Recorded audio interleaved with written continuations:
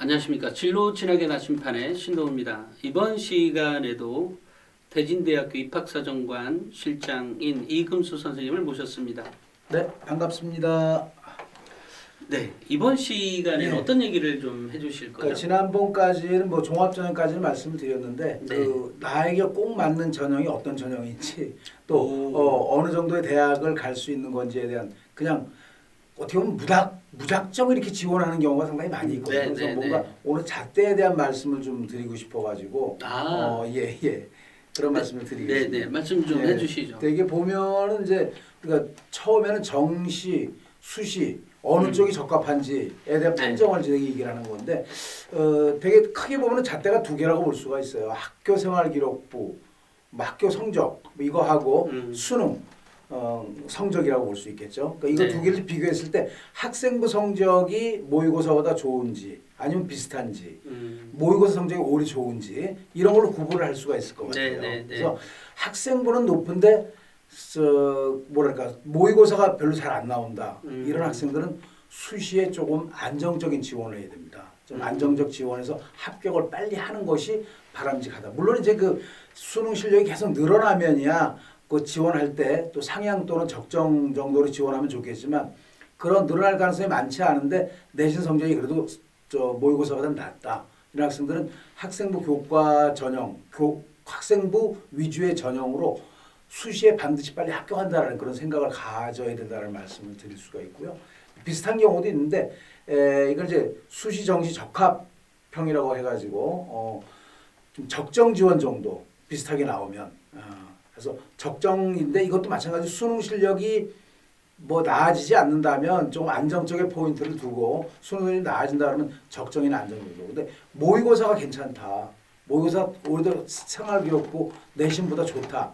이런 학생들은 어찌 보면 정시까지의 기회가 있기 때문에 안정이나 적정보다는 적정이나 좀 상향 지원을 할 필요가 있다는 말씀을 좀 드리고 싶습니다. 돌발 질문이 있습니다. 네네네. 지금 그러니까 예를 들면 그러니까 이게 모의고사랑 모의고사 모평 성적과 내신이 비슷하거나 네네네. 또는 이제 일반고에 있는 학생들이 그러니까 예전 같으면 자사고나 특목고를 갔었을 학생들이 일반고로 간 경우도 많이 있을 거란 말이에요. 그렇죠. 그래서 최근에 이제 보면 가끔 있는 현상이긴 하지만 모의고사 성적이 더 좋은 경우가 있는 애들이 있어요. 일반고에도.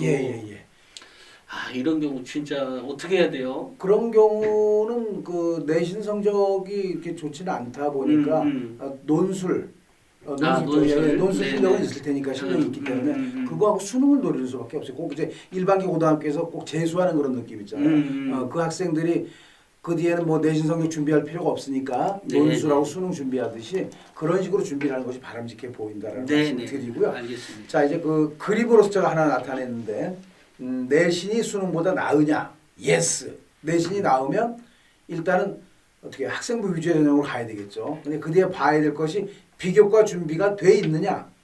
그렇다면 이제 비교과 준비가 돼 있는데 내신이 좋고 비교과가 준비됐다면 일단 학생부 종합전형이겠죠. 학생부 종합전형이 두 가지로 나눠질 겁니다. 수능 최저가 있는, 수능 최저가 없는 그런 쪽으로 해서 나한테 적합한 것이 어떤가 찾아볼 필요가 있고요. 돌발 질문 또 있습니다. 죄송합니다. 아닙니다. 괜찮습니다.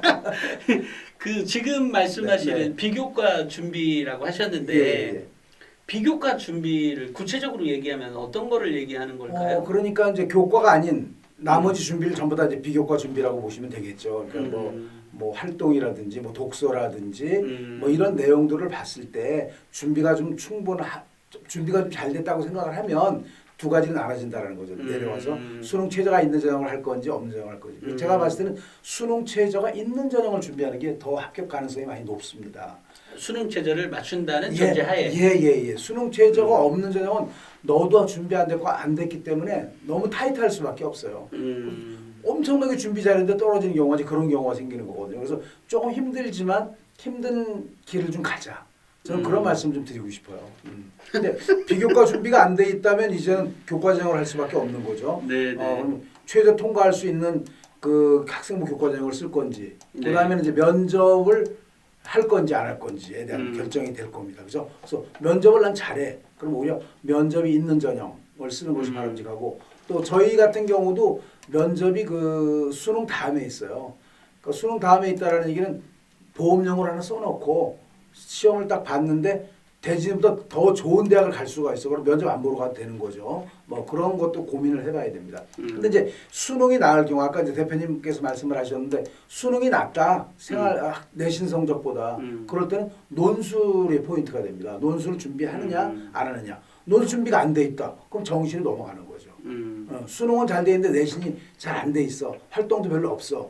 그러면 이제 하나 남은 거는 수능이에요. 근데 논술 준비가 안 돼 있어. 그럼 수능으로 넘어가는 거죠. 그러니까 이때는 과감하게 수시 준비하지 말고 정시를 준비하는 것이 바람직하다는 얘기입니다. 많이 휩쓸릴 거예요. 막 학교에서 막 애들 막 수시 막 준비하는데 그게 가만히 있으면 힘든데 그래도 과감하게 떨치고 유혹을 떨치고 정시를 준비하는 것이 바람직하다는 얘기고 논술 준비가 돼 있다.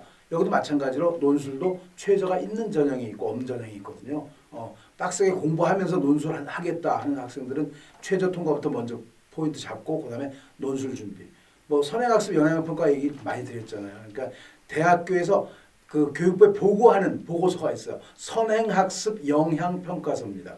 그렇게 찾으면 이제 나올 텐데 대학교마다 다 올려놓게 돼 있어요. 홈페이지에. 그걸 보면 논술이 어떤 경향인지 왜 어떻게 채점이 되는지 이런 것을 다 알 수가 있거든요. 그걸 좀 적극적으로 좀 말씀드리고 싶습니다. 예. 그래서 수시 지원 전략을 좀 말씀드리면 적절한 지원이 돼야 된다. 납치가 돼가지고 뭐 너무 안정적으로 써가지고 6개 다 합격하는 경우도 있어요. 이것도 별 좋은 건 아니죠. 더 좋은 대학 갈 수 있는데 또 6개 모두 탈락되는 것도 곤란하다는 거죠. 너무 과감하게 써가지고. 우리가 잣대로 좀 재봤을 때 이건 분명히 아닌데 6, 70점대 윗대학을 쓰는 경우는 상당히 많이 봤어요. 제가 상담을 해보면. 그래서 무슨 자신감을 가지고 이렇게 쓰는 건지 하는 것이 이제 자기 현재 가지고 있는 내신 성적을 보고 거기 합격한 사례를 보니까 그런 게 있더라. 그거 쓴다라는 거예요. 그래서 잣대가 필요하다는 얘기입니다. 그래서 공정한 잣대는 제가 봤을 때는 전국적으로 다 함께 본 전국연합학력평가라든지 평가원 모의평가가 잣대가 돼야 되지 않냐는 그런 말씀을 드리고 싶습니다. 그래서 이제 우리가 6월, 9월의 모의평가 기준 본인 위치를 파악할 필요가 있어요. 내가 현재라면 어느 대학 정도 갈 수 있을까? 물론 이제 그 공교육기관에서 나오는 건 아니지만 사교육기관에서 보면 배치표들이 거의 많이 나와요. 요즘에 그 엑셀로 해가지고 다 나오거든요. 그래서 서로 비교해서 어느 정도 갈 수 있을 것인지 미리 정시 어느 정도 갈 수 있는 것이 알아야지. 정시 갈 수 있는데 그 아래 대학을 씁니까? 그건 아니죠. 그러니까 일단 정시에 어느 정도 갈 수 있는지 그 대학을 먼저 알아보고 거기서부터 이제 얼마큼 올렸을 건지를 고민해야 된다는 얘기죠. 무작정 쓰지 말자는 거. 그다음에 이제 내신하고 학교 활동 강점 비교하는 거죠. 뭐 교과 전형을 쓸 것인지 종합 전형을 쓸 것인지 좀 고민해 봐야 된다는 얘기고. 그다음에 이제 대학별 전형. 대학별 전형은 이제 논술하고 면접이라고 보면 되겠죠. 적성은 없어질 테니까. 그래서 일정을 좀 체크해 볼 필요가 있고 아까 강조했던 선행학습 영향평가 보고서를 통한 기출문제 분석이 중요하다. 이런 말씀을 드리고 싶습니다. 그렇게 하고 그럼 잣대가 있어야 되지 않느냐. 조금 전에 미리 말씀드렸듯이 잣대는 실제로는 전국연합학력평가보다는 평가원 모의평가가 더 신빙성이 있다고 봅니다. 그러니까 전국연합학력평가 같은 경우는 어떻게 보면 시도교육청에서 출제하는 거거든요. 뭐 경기도면 경기도교육청에서 출제하는 거고 선생님들이 출제하는 겁니다. 그렇지만 평가원 모의평가는 교수님들이 출제합니다. 뭐 아니 교수님이 낫고 그것이 아니라 그분들은 실제 수능 평가위원들이 많이 있어요. 평가원 모의평가는. 그러니까 선생님들이 출제하는 것도 중요하지만 실제 평가에 참여하시는 그분들이 출제한 모의고사. 이제 6평하고 9평을 왜 보냐면 올해의 경향을 좀 보여주는 겁니다. 올해 이렇게 출제할 건데 하면서 슬쩍 어떻게 반응할까? 근데 냈는데 성적이 너무나 엉망이야. 그럼 조절을 하게 돼 있습니다. 6월 달에 너무 성적이 엉망이다. 그러면 큰일 났다. 그럼 이제 9월 달에 조정을 해서 좀 쉽게 낸다든지 이렇게 가고. 그러니까 난이도 조절하고 경향을 알려주는 겁니다. 그래서 예, 수능 준비할 때도 6월, 9월 평가원 모의평가를 진짜 뭐랄까 셀이 파야 돼요. 파서 왜 출제를 이렇게 했을까? 이거 말고 다르게 출제하는 방법은 어떤 방법이 있을까? 이럴 정도로 깊이 있게 파야 돼. 왜? 경향을 나타내는 건데 뭐 다른 걸 가지고 공부를 하냐고요. 그래서 그걸 이제 좀 많이 강조하고 싶고 그래서 지원 잣대는 6월 평가원 모의평가. 근데 9월 평가원 모의평가는 지원 바로 직전에 보게 됩니다. 9월 초에 우리가 수시를 지원하는데 그래서 결과가 안 나온 그런 상태이기 때문에 또 6월 끝나면 공부 하나도 안 해요. 여름 방학 때 보면 전부 다 소설가가 돼가지고 자기 소개하느라고 애를 쓰냐. 공부 진짜 안 합니다. 그러니까 제가 잘하는 학생들은 막 그렇게 얘기를 해요. 조금만 해. 딴 학생들이 안 하잖아. 조금만 하면 너 많이 올라갈 거야. 막 그런 농담도 막 하는데 진짜 공부 안 해요. 그러니까 들떠가지고 자기소개서만 보고 앉아있고. 그래서 만약에 종합전형을 준비하더라도 자기소개서 쓰는 시간이 픽스가 돼 있어야 돼. 딱 고정. 한두 시간 정도. 아침에 일어나서 뭐 8시부터 10시라면 딱 고정돼 있어야지. 그게 안 되고 질질거리면 다 시간을 다 뺏길 수밖에 없어요. 공부 좀 그렇게 해달라는 얘기. 예를 하나 들어볼게요. 예를 하나 들어보면 이제 9월 거를 제가 예를 들었는데 백분위가 이제 국수탐이 244가 나왔어요. 그럼 배치표가 나온다 그랬잖아요. 그럼 배치표를 딱 보면 경영학과를 하고 싶대 이 학생은. 그랬더니 전북대나 부경대 정도가 현재 갈 수 있는 그 위치예요. 그럼 우리는 그 아래 대학을 쓰진 않겠죠. 수시를 쓰는데 어차피 정시로 가면 이 정도 갈 수 있는데 왜 그 아래 대학을 써? 그러니까 윗대학을 봐야 되겠죠. 그래서 제가 주장하고 있는 것은 백분위에서 5점에서 한 15점 사이. 물론 이제 상위권 대학들은 좀 더 타이트해야 되겠지만 중위권 쪽으로 봤을 땐 그렇다라는 얘기예요. 그래서 배치표를 이제 내림차순 정리를 쫙 하다 보면 나와요. 그게. 그래서 해보면은 이게 244인데 5점에서부터 15점 정도 높여 쓴 대학들이 위에 쭉 나와요. 대학들한테 되게 미안한데 서열화 시키는 것 같은 느낌이 드는데 이게 244에서 한 6점 올라가니까는 이 학생이 갈 수 있는 데가 충북대, 여학생이라면 동덕여대 이 정도. 그다음에 전남대, 한국항공대, 서울여대까지 정도가 이제 적정선이라고 보고요. 이런 대학들이. 그러니까 전북대, 부경대를 쓰진 않는다라는 얘기죠. 정시에 갈 수 있는 대학인데 그 정도를 적정선을 쓰고 이제 상향대학.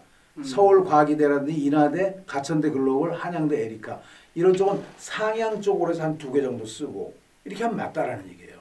그러니까 그 현재 나타나 있는 부분에 노란색 부분에서 한 4개 정도 쓰고 빨간색 부분에서 한 2개 정도 쓰는 것이 맞다라는 얘기죠. 그러니까 여기서 강조하고 싶은 것은 잣대를 가지고 쓰라는 얘기입니다. 그러니까 무조건 뭐 그런 내신 성적을 가진 학생들이 합격한 사례가 있다. 뭐 사교육기관에서 그런 얘기를 많이 하죠. 그런 사례가 있다. 아까 말씀드렸듯이 아까가 아니라 지난번에 말씀드렸듯이 뭐 5점 몇 등급이 뭐 네오르네상스의 전형에 어떤 전형에 합격했다 하더라도 너도 써, 너도 될 수 있어. 이건 아니라는 겁니다. 그건 일반 교과학교 얘기가 아닐 가능성이 많이 높다라는 걸로 해석해야 되고. 그래서 강조하고 싶은 것은 꼭 잣대를 가지고 써라. 그래서 일단 결국은 내가 가고 싶은 어떤 학과 같은 게 좀 정해져야 되겠죠. 네네. 정해진 다음에 배치표를 딱 가지고 그러니까 그런 각오가 돼 있으면 6월을 잘 보려고 애를 쓸 수밖에 없어요. 거기에 의해서 내가 대학이 결정되는데 그거 현찮게 보겠어요. 그래서 혼신의 힘을 다해서 보고 배치표가 나오면 그것도 여러 개 봐야 됩니다. 한 군데만 보지 말고. 그래서 내린 차순 정리한 다음에 내 현재 갈 수 있는 게 어디야 알아보고 그 뒤에 5점에서 10점 정도, 15점 정도 높였을 때 어느 대학들이 나오지? 거기가 바람직한 대학이 아닌가? 이게 이제 그 객관적인 자료라고 볼 수가 있습니다. 네네네. 그렇게 하고요. 쭉 이제 일반적으로 보면 이것도 이제 서울시 교육청 프로그램 제공인데 2020 수능으로 봤을 때 서울대 같은 경우는 국수탐 100분위가 291.5 정도로 보시면 되고 이걸 상식으로 말씀을 드리는 겁니다. 상위 15개 대학을 가려면 국수탐 266.8 인문계입니다. 인문계. 그다음에 24개 대학이 257.6 서울 소재대학이 242.1 정도로 이제 통계가 잡혀 있고요. 자연계는 전국 의예가 287.8 국수탐입니다. 100분이 서영고가 282.2 정도. 또 상위 15개 대학이 252.9 서울 소재대학이 220.4. 그러니까 참고적으로 보시라는 말씀을 이제 드리고 싶습니다. 이런 것들은 그냥 참고로 넘어가고요. 또 한 가지 강조하고 싶은 것은 어느 영역으로 수능 최저학력 기준을 맞출 것인가를 고민하라는 말씀을 제가 드릴게요. 이거는 무슨 얘기냐면은 어떤 학생이 국어가 이제 1등급이 나왔어요. 수학 나형이 2등급이 나왔고 현재로 봤을 때. 그다음에 사회탐구 영어 1등급 나왔고 한국사 1등급 나왔네. 법과 정치 99%는 1등급 나오고 경제가 86.64로 3등급이 나왔어요. 근데 이렇게 나왔을 때 수능 최저학력 기준이 뭐 2개 합 4다. 2개 합 4다. 이랬을 때 세 개는 되겠네요. 영어가 1등급이 나왔기 때문에 국수형 탐에서 뭐 다 한다면 제가 봤을 때는 수학 나영이 89.5%의 100분이라서 2등급이에요. 근데 수학 영역을 가지고 수능 최저학력 기준을 맞춘다는 것은 쉽지 않을 수 있다 하는 얘기입니다. 그 얘기는 뭐냐면 어떤 영역을 이용을 해서 내가 수능 최저학력 기준을 맞출 것인가 고민을 하면서 공부를 하라는 얘기입니다. 왜냐하면 수학은 89.5로서 2등급을 맞았는데 89까지가 2등급이에요. 근데 89.5니까 거의 턱선입니다. 이 턱선이라면 이것이 조금만 잘못되면 3등급으로 밀려날 가능성이 있다는 얘기죠. 그래서 나 수학만 가지고 충분하게 수능 최저학력 기준이 만족될 줄 알았는데 안 됐어. 이런 케이스가 나타날 수 있기 때문에 내 실력 중에서 좀 확실하게 좀 잘 알아봐야 될 것. 그냥 등급만 생각하지 말고 그 등급 속에서 어느 위치에 있는지, 상위권 2등급인지, 중위권 2등급인지, 상위권 2등급은 밀려나도 2등급 거의 안에 있을 가능성이 높아요. 근데 거의 뒤쪽에 있는 2등급은 조금만 잘하는 학생들이 위에 몰려들어오면 3등급으로 넘어갈 가능성이 높다는 얘기죠. 그래서 이제 준비하실 때 항상 수능 최저학력 기준이 있는 전형이라면 어떤 영역을 가지고 할 것인지, 이제 뭐 열심히 하면 될 거야 이렇게 대충 공부하는 게 아니라 나는 이 영역들을 가지고 수능 최저학력 기준을 넘을 거야 하는 이런 감을 가지고 준비하는 것이 바람직하다는 말씀. 돌발 질문이 있습니다. 예. 이 그 학교에서 이제 이런 경우에 상담을 직접 네. 또 많이 해보셨을 네. 거 아니에요. 아이들에게 상담해 줄 때 네. 선생님들 눈에는 보일 거란 말이야. 네네 그렇죠. 얘는 가능성이 있고, 예. 얘는 좀 부족해. 근데 그게 성적도 있겠지만 또 다른 어떤 요소가 있을 그렇죠. 것 아니에요. 예. 그런 요소를 어떻게 그런 거는 어떤 그 자신감이라 그럴까? 그 학생이 갖고 있는 예. 어떤 학생들은 시험만 보면은 그냥 덜덜덜 막 떨고 막 손에 막 땀을 흘리고 그런 학생들이 있어요. 그 학생들은 어찌 보면 좀 안정적으로 원서를 쓰고 가는 게 좋아요. 네. 수능 최저 때문에 다 망칠 가능성이 있기 때문에 그런 심리적으로 좀 불안정하고 좀 힘들어하는 그런 학생들은 좀 내신 성적이라든지 좀 안정적인 거에서 좀 포인트를 가지고 준비를 하는 것이 바람직하다는 말씀을 드릴 수가 있겠습니다. 그렇게 하고 이제 타겟 대학 전형 분석이 되게 중요해요. 그래서 제가 샘플로 서강대를 가져왔는데 2021학년도하고 2022학년도를 비교를 하게 되면 이게 학생부 교과 전형이 생겨요. 네. 서강대가 그 전에 없었는데 고교장 추천 전형 해가지고 172명을 뽑는데 수능 최저학력 기준도 있습니다.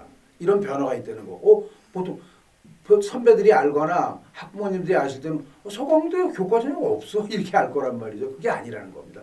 지역균형 전형이 생겨난다라는 얘기죠. 그러니까 이런 내가 갈 대학은 어떤 변화가 있는지 분명히 알아볼 필요가 있다는 얘기고요. 또 한 가지는 학생부 종합전형을 봤는데 그전에는 종합전형이 서류 100이었는데 이게 자기소개서가 있었어요. 근데 2022학년도는 학교생활 기록부만 봐요. 자기소개서가 필요 없다는 얘기죠. 그런 변화가 있는 것이기 때문에 내가 갈 대학은 어떤 변화가 있고 또 어떤 그 데이터를 가지고 이 대학을 지원할 것인지 이런 고민을 좀 많이 해봐야 된다는 말씀을 드릴 수가 있습니다. 자, 거의 마지막 부분인데 이제 입시 결과 분석 잘하고 있는가. 이건 이제 백석대학교라고 해서 지방에 있는 대학인데 정시 결과가 막 나와 있어요. 내신 성적도 나와 있고 수능 100분이 나와 있고 막 나와 있어. 어지러 최고 3.31등급, 평균 4.93등급, 뭐 최저 6.55등급 막 이렇게 막 나와 있는 거거든요. 근데 이것의 의미를 읽어야 돼요. 나 몇 등급인데 당황해가지고 이렇게 하지 말고 이게 이제 어떤 과목을 쓴 건지, 전 과목을 교과를 다 쓴 건지, 일부 과목만 뽑아서 쓴 건지, 수능도 마찬가지로 왜 평균이 이런 식으로 나왔을까에 대한 그 근거, 이런 것들을 알아야 되기 때문에 그 당시에 입시 요강을 분석해 봐야 됩니다.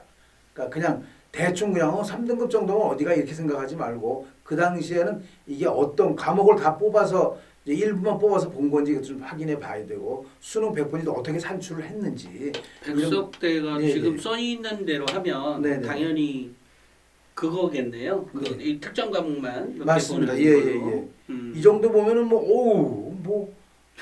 엄청난 대학으로 보여요. 제가 봤을 때 평균을 봤을 때. 근데 그건 아니라는 얘기죠. 그래서 본인의 성적을 지원대학교에서 동일한 기준으로 대입해 봐야 되기 때문에 꼭 홈페이지에 방문하면 다 있어요. 성적을 집어넣으면 환산 점수가 나오게 돼 왜 있어요. 자꾸 홈페이지만 보라 그래요? 아주 100점 불태도 보라고 맞습니다, 하고. 맞습니다. 신동우 대표님이 쓰신 100점 불태라든지 이런 책들 또 등급에 따라서 쓰셨다며 1, 2, 3 등급하고 그것도 있고. 4, 5, 6 네. 등급도 있고 그래서 이런 자료를 많이 살펴보시면 큰 도움이 되겠다는 말씀을 드리고요. 자, 우리 인서울 어느 정도 될 것인가? 뭐 신 대표님 다 아시고 계시는 내용들이지만 이제 동덕여대를 이제 좀 저한테 강의해 주시러 예, 오셨어요. 예. 그러니까 제 동덕여대 정도로 보시면 될 것 같아서 합격자 평균을 보니까 2.5등급, 뭐 2.69 등급 뭐 이렇게 돼 있거든요. 그러니까 이게 거의 끝선으로 봤을 때는 한 3등급까지는 돼야 된다. 그래도 그래서 이제 우리가 인서울대학 합격 경계에서는 3등급이다. 3등급이 넘었을 때는 수도권으로 넘어간다라는 것도 하나 상식적으로 좀 알아두면 좋지 않을까 이런 말씀을 드리겠습니다. 네. 마지막으로도 지난번에 이것도 한번 말씀드렸던 건데 네. 4등급 어디 가요? 이런 얘기 많이 하시는데 4등급 천차만별입니다. 이건 100명으로 봤을 때 24등부터 40등까지이기 때문에 24등은 인서울 갈 수도 있는 거고 거의 40등에 가까우면 수도권을 넘어서는 그런 거기 때문에 그냥 섣불리 4등급 어디 가요 이렇게 하지 말고 성적을 좀 디테일하게 좀 알았으면 좋겠다라는 말씀을 드리고 싶습니다. 맞습니다. 그렇게 하고 이제 좋은 입시 정보를 주는 그런 정보는 어떤 것이냐.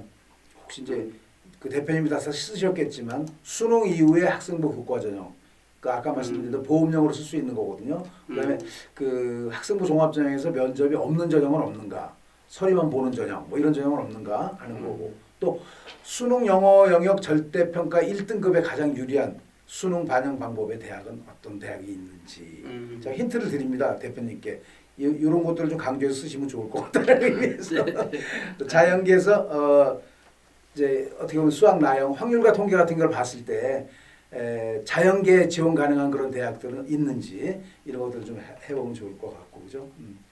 또 수능에서 과학을 응시하지 않아도 간호학과 지원이 가능한 대학교 이런 것도 좀 분석해서 좀 알아주는 이게 그런 지금 전형. 대진대도 그러지 않아요? 네 맞습니다. 예. 그러니까 이게 그 간호학과는 전체적으로 등급이 매우 네. 높잖아요. 그렇죠. 그래서 인문 자연계 나눠서 뽑는 대학들이 있고 막 그렇거든요. 그래서 그런 것들을 좀 잘 알려주는 100점 불태 이런 책들을 좀 잘 보시면 큰 도움이 될 것이다 하는 얘기입니다. 그래서 네, 오늘은 그 적절한 대학이 어느 대학인가 내가 또 어떤 것을 포인트로 잡아서 전형을 결정할 것인가 이 두 가지를 말씀을 드렸거든요. 이것이 좀 참고가 돼서 뭔가 누수가 없는 막 너무나 중구난방으로 준비했다가 아무것도 안 되는 그런 것이 되지 말고 뭔가 나에게 적합한 전형을 먼저 찾고 또 어느 정도의 대학을 지원하는 것이 바람직할 것인가 이런 고민들 또 수능 체제는 어떤 영역으로 그 만족을 시킬 것인가 이런 고민들을 함께하는 시간이었으면 좋겠다는 생각이 듭니다. 그 좀 전에 간호학과도 예를 들었지만 최상위권의 간호학과나 또 인서울 수도권의 간호학과나 지방의 간호학과나 이런 것들에서 선발하는 게 아까처럼 우리 학교는 꼭 수학은 꼭 맞습니다. 기미를 그 기하하고 미적분을 꼭 치야 되는 학교도 있고 맞습니다. 이 대진대처럼 열려있는 그런 거 대학. 열려 있는 대학 네. 인문 그런 우리 상관없이 어떤 거든 좋아라고 하는 대학들이 있기 때문에 찾아볼 때는 현재 학생의 성적 맞습니다. 성적이 어느 대학 쪽에 근접하느냐에 따라서 취득하는 정보가 좀 달라야 한다. 그러니까 혹시 뭐 인문계 쪽에서 지원했을 때 뭐 자연계 가산점이 있는지 뭐 예를 들면 근데 그런 대학들은 아마 국립대이거나 아니면 상위권 대학의 경우에 이제 지금처럼 그런 가산점이 있고 뭐 이러니까 정보를 찾을 때는 어쨌든 현재 학생의 바운더리가 어느 정도냐에 따라서 정보를 취득했으면 좋겠다라는 생각을 합니다. 우리가 이제 그 새로운 개정 교육 과정이 나오다 보니까 맞아요. 그래서 자연계 같은 경우는 그걸 제한하는 경우가 많이 있어요. 미분, 기하 쪽만 와라. 과탐을 해야 된다. 그래서 대학이 좀 미리 결정이 돼서 대학 홈페이지나 그 100점 불태를 보면서 정말 내가 준비해야 될 과목이 어떤 것인지 결정도 해야 되고요. 또 대학교에 보시면은 어떤 과목을 진로 선택을 하는 것이 바람직하다라는 것들도 많이 적혀 있습니다. 제가 왜 대입 필수 노하우, 그러니까 1, 2, 3등급의 대입 필수 노하우하고 중위권 3, 4, 5, 6등급의 대입 역전 노하우를 쓰다가 보니까 일일이 이제 그걸 찾아봤거든요. 그랬더니 이제 등급대별로 지금 말씀하신 것들이 다 틀리게 들어가서 또 어느 날 이제 등급대별로 다 그렇게 정리가 된 줄 알았더니 어느 날 두 칸이 다른 대학이 나와. 이렇게 아닌 대학도 있어? 많이 이런. 쓰셨겠네. 그런 게 있어서 참고 삼아서 네, 말씀을 네, 네. 드렸습니다. 이번에 그 입시에 대한 설명을 쭉 그 지금 한 5번 네, 네, 네. 이렇게 연달아 해주셨는데요. 대진대는 따로 또 해주셨고 네. 정말 고생 많으셨고요. 원래는 이거 제가 해야 되는 건데 선생님이 연락와서 본인이 하신다 그러셔서 네. 했는데 저도 그 이렇게 정보를 역시 강의를 많이 하시니까 예. 자료 정리를 진짜 잘하시네요. 근데 이 자료를 모두 다 드릴 겁니다. 그러니까 이걸 보시고 이메일 주소 남겨주시면 다 드릴 거니까 너무 걱정하지 마시고요. 걱정만 하지 마시고 자료 직접 보시고 준비하셔야 된다는 말씀 드리고 예. 또 마지막으로 혹시 다음 기회에 또 있다면 또 2022학년도를 위한 또 좋은 자료가 생기면 신 대표님께 부탁을 좀 드려가지고 또 네, 보충 네. 자료로서 이렇게 강의할 네, 수 있는 네. 그런 기회를 주십사고 말씀드립니다. 네, 알겠습니다. 이 장시간 우리 선생님 너무 감사드립니다. 네, 수고 많으셨습니다. 네, 감사합니다. 네, 감사합니다.